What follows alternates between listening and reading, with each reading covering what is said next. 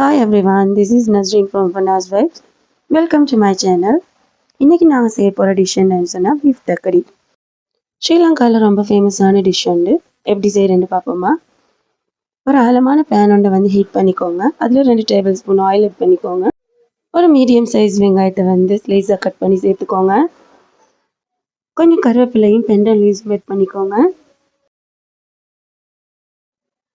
1/2 teaspoon வெந்தயம் add பண்ணிக்கோங்க. எல்லாம் சேர்த்து நல்லா மிக்ஸ் பண்ணி விட்டுக்கோங்க. அதோட ஒரு 1/2 டீஸ்பூன் மாதிரி மஞ்சளும் ஆட் பண்ணிக்கோங்க. ஒரு பச்சை மிளகா, கொஞ்சம் சால்ட் ஆட் பண்ணிக்கோங்க. வெங்காயம் எல்லாம் கொய்க்க வதங்குறதுக்காக தான் நான் சால்ட் ஆட் பண்ணினேன்.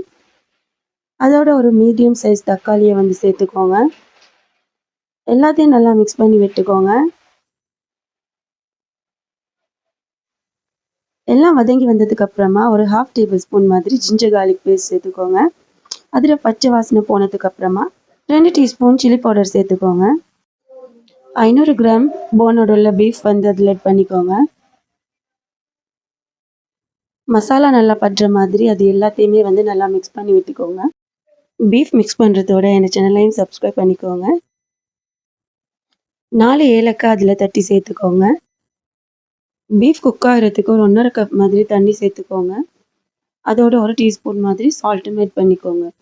எல்லாத்தையும் நல்லா மிக்ஸ் பண்ணி விட்டுட்டு ஒரு மூடி போட்டு 25 to 30 மினிட்ஸ் மாதிரி நல்லா பீஃபை வந்து குக் பண்ணுங்க. பீஃப் குக் ஆகும் வரைக்கும் இதுக்கான டோ வந்து ரெடி பண்ணுவோம். ஒரு 500 கிராம்ஸ் மாதிரி கோதுமை மாவு வந்து ஆட் பண்ணிக்கோங்க. அதில் ஒரு டீஸ்பூன் மாதிரி சால்ட்டும் 1.5 கப் துருவின தேங்காயும் அதில் சேர்த்துக்கோங்க. எல்லாத்தையும் நல்லா மிக்ஸ் பண்ணிக்கோங்க. இதில் வந்து தண்ணி ஊற்றியும் இந்த மாவை வந்து பிசைஞ்சு கொள்ளையிலும். ஆனால் நான் கொஞ்சம் டிஃப்ரெண்ட்டாக வந்து இந்த மாவை பிசைஞ்சு எடுத்துக்கிட்டேன். வாங்க அதை எப்படி செய்கிறேன்னு சொல்லி பார்க்கலாம். இன்னுமே சேனலை சப்ஸ்கிரைப் பண்ணலையா? சப்ஸ்கிரைப் பண்ணிக்கோங்க. அதோடு சேர்த்து லைக்கும் பண்ணிக்கோங்க. டோ ரெடி பண்ணுறதுக்காக பீஃப்லலாம் அந்த ஜூஸை வந்து அள்ளி ஒரு டிஷ்ஷில் எடுத்துக்கோங்க. மிக்ஸ் பண்ணி வச்சு அந்த மாவில் இந்த ஜூஸ் எடுத்து கொஞ்சம் கொஞ்சமாக ஊற்றி சாஃப்டான டோவை வந்து அதை பிசைஞ்சு எடுத்துக்கோங்க.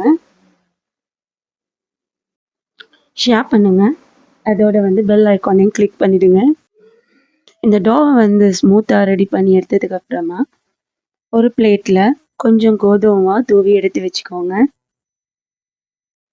டிஃப்ரெண்ட்டான ட்ரெடிஷ்னலான ரெசிபிஸ் செய்கிறதுக்கு யாருக்கெல்லாம் ரொம்ப பிடிக்கும் கமெண்ட்டில் சொல்லுங்கள்.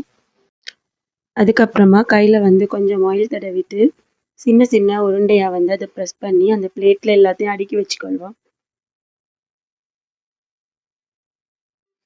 பீஃப் நல்லா குக் ஆகிட்டான்னு செக் பண்ணிவிட்டு அதில் உள்ள தண்ணி லெவலையும் பார்த்துக்கோங்க.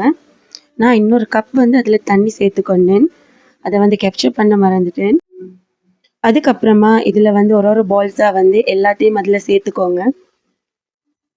ஒன்றோடு ஒட்டாமல் இருக்கிறதுக்கு அதை ஸ்மூத்தாக வந்து கொஞ்சம் கிளறி விட்டுக்கோங்க. ஒரு 20 மினிட்ஸுக்கு இதை குக் பண்ணி எடுத்துக்கோங்க. கடைசியாக ஒரு 1/2 கப் திக்கான கோகோனட் மில்க் அதில் ஆட் பண்ணிக்கோங்க. ஆட் பண்ணிவிட்டு அதை கொஞ்சமாக வந்து கொதிக்க வச்சு எடுத்துக்கோங்க. அவ்வளோதான். இப்போ எங்களுடைய டேஸ்டான பீஃப் தக்கடி ரெடி ஆகிட்டு. சூடாக வந்து இதை சர்வ் பண்ணுங்கள். டின்னருக்கு வந்து இது ரொம்ப சூட்டான ஒரு டிஷ் உண்டு.